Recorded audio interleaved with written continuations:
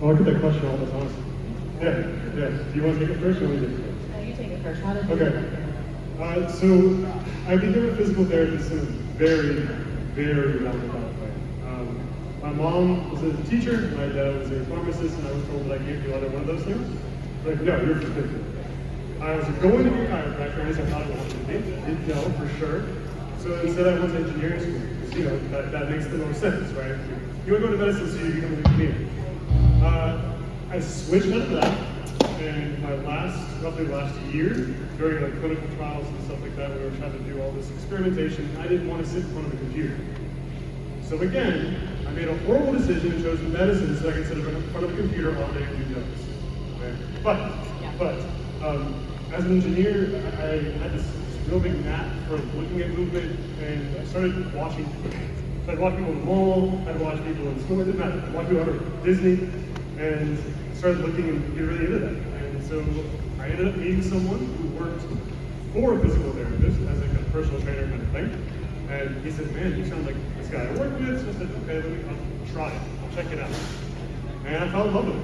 And went to school, and throughout my schooling, I had the extreme honor of being a teacher's assistant throughout graduate school. And then I was hired by my graduate school to teach as soon as I graduated. Yeah, so I fell in love with physical therapy, and then got my degree, got my license, moved to Florida, started working with top-end athletes. So I was working with professionals and retired professionals and some Olympic athletes. More in love with that, and then I met you. Then I ended up kind of closing my practice, and I was doing some other stuff. I got an opportunity to come up to Okeechobee, and started working with you. And now here I am. Awesome. Yeah, thank you. How about you? How'd you get here? Okay, so mine is a little bit of a crazy story too. Okay, so when I went to college, I was going to be an engineer actually. How about that? How about that? And I just decided that I wasn't ready to go to college yet. I just wasn't ready, didn't like it, wasn't interested. So I joined the military. So I went to the Air Force, became a generator mechanic, and did that. Loved it. It was great.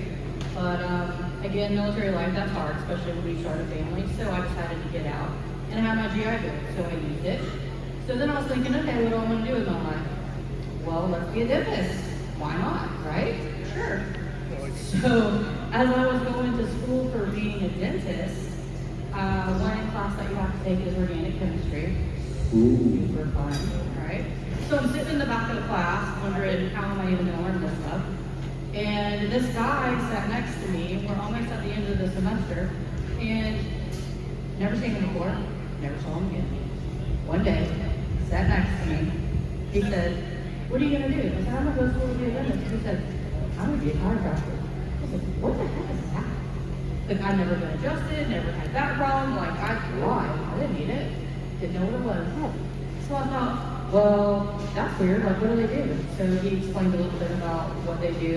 And he said, oh yeah, there's a school. Like, you can just drive from here. You don't even have to move. Because I was going to have to move to go to school. Okay. My kids were in school already. It was going to be the whole ordeal. So I thought, okay, let's check into this. So then I started to look into it and see what exactly it was and what chiropractic entailed. And I thought, oh my gosh, these are my people. Where have they been?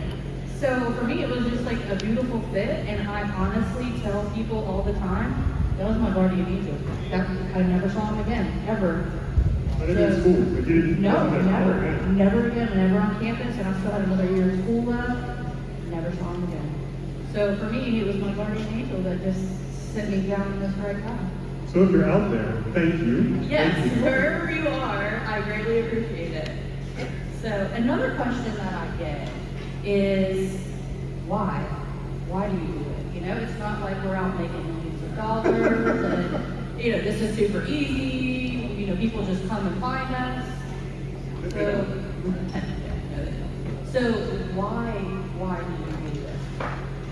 Simple. I do this to help others. Plain and simple. I've always liked helping other people. It's one of my biggest obsessions, and this affords me the opportunity to help as many people as I possibly can. I totally agree with you. That is my number one reason why I just want to help somebody. I went to school, this resonated with me, this is how I live, this is my life, and I was good at it, so, okay, great, here's my avenue. I can help people like this, so why not? And then I started thinking, okay, I get the question a lot, like, why do I have to keep coming back? Why am I still here? Like, what's going on? So then I thought, okay, what else do we need to do? All right, we need to expand. We need to expand our team, right? So that's how I ended up where I get that question a lot too. Like, how did you end up with the practice that you have, right? Because it's not your typical PT office, not your typical chiropractor office, or nurse practitioner.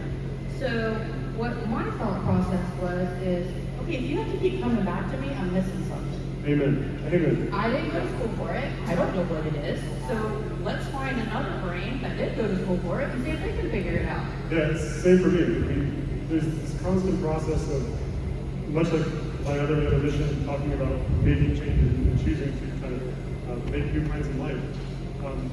There's times that you can just stare at this patient and go, I'm not quite getting it. What do you see? Like, am I missing something from your world? Right? And that's a really cool thing about having multiple practitioners in one place, is that there are those of us, like for myself, I'm a big movement guy. I look at that. But I'm not so static. I'm not thinking about what does the shape look like in staying in place. What do you do? Right? It's a great way to be able to have multiple people looking at the same problem and within their own specialties. Exactly, I love that. And I'm seeing such a huge change in people from, hey, Ashton, what does this look? This is what I'm seeing, this is what's going on. What do you think? Yeah. And then that gives me a place to start, okay, let's try new and figure this out.